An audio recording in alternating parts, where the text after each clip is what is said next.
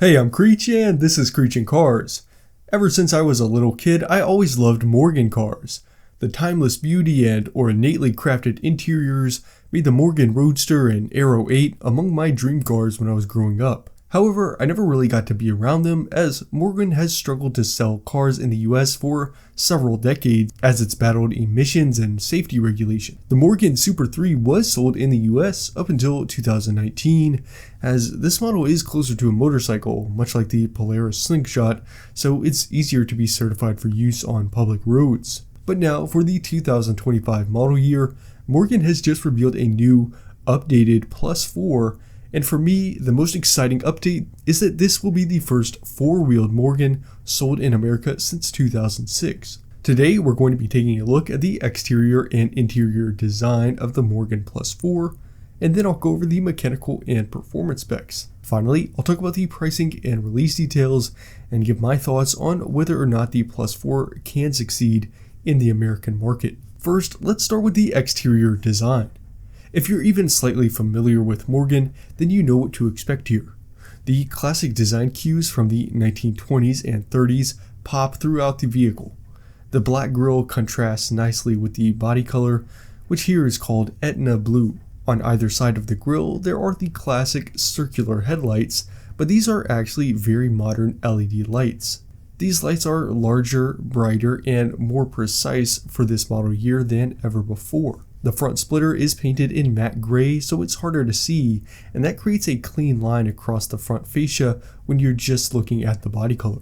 The fenders extend out into the winged teardrop shape that calls back to the time when automotive designers first began to prioritize aerodynamics. Past the small doors, the rear fenders and trunk area take on this teardrop shape as well. The rear was designed to be as clean as possible, with a matte gray diffuser that's similar to the front splitter and the circular taillights. Here, as with the headlights, all of the light functions are integrated into one assembly, keeping the design again clean and simple. There is a spot for the spare tire, but the press model doesn't have one equipped, so that the design itself is emphasized and once again just keeps everything cleaned up. There is a chrome tipped dual exhaust that looks nice as well, and I'll get into the performance specs soon. But first, let's go inside and check out the upgraded and modernized interior. There's an opulent beige leather throughout that complements the blue exterior very nicely. The black and aluminum steering wheel is nice and sporty, and it reminds me of an Aston Martin wheel, especially with the similar winged logos, but to be honest, it does look a little bit out of place in here. The dashboard is dominated by a brushed aluminum panel, and as a pleasant surprise, there isn't a massive infotainment screen stuck onto the dashboard like you see in pretty much every new car these days. Although there is a smaller digital driver information screen in the middle of the gauge cluster. The speedometer and tachometer are in the center of the dash, along with the climate controls. The door panels are mostly covered in the beige leather, with the aluminum door handles and aluminum speaker covers accenting that color.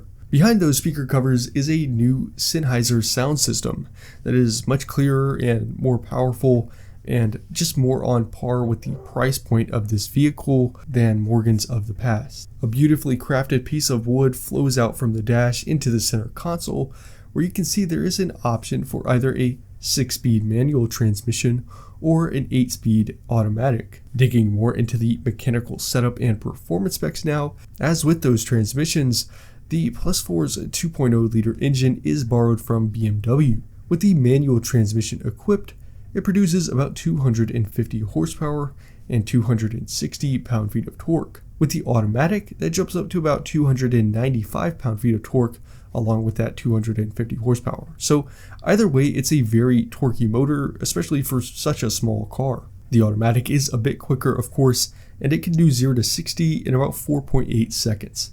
And both setups are capable of reaching 149 miles per hour. The Plus 4 also benefits from a modern aluminum platform that brings lots of technology and electronic updates. While a lot of it will be nice to have, that does mean that there will now be more things on the car that can break. Sitting on top of that platform is an ash wood frame covered in hammered and rolled aluminum, a technique that Morgan has been using for over a century. The new Plus 4 is on sale now with a starting price a little below $80,000. Deliveries are expected to begin this June, and like all other Morgan models, this will be built at the factory in Malvern, England. So while it's very exciting indeed that the Plus 4 is getting these upgrades and coming to the United States, can it actually succeed here? Well, this is a bit of a tricky question to answer because it's not clear how many Morgan would have to sell to really make money on them. Obviously, this isn't a volume model, but even considering that, I would still have concerns about the size of the market for this type of vehicle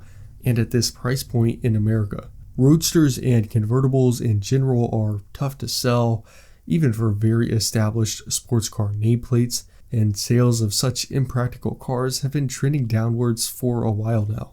As I mentioned earlier, I am a huge fan of Morgan, and it pains me to say this, but I just don't know who would buy this over a Porsche Boxster or BMW Z4, especially considering those are cheaper than the Morgan, and most Americans are just really unfamiliar with the Morgan brand and its history. That being said, the Plus 4 is a really cool car, and it will get interest from those who want a head turner. Morgan will benefit from the sheer size of the car market in the US, which is several times that of the UK market.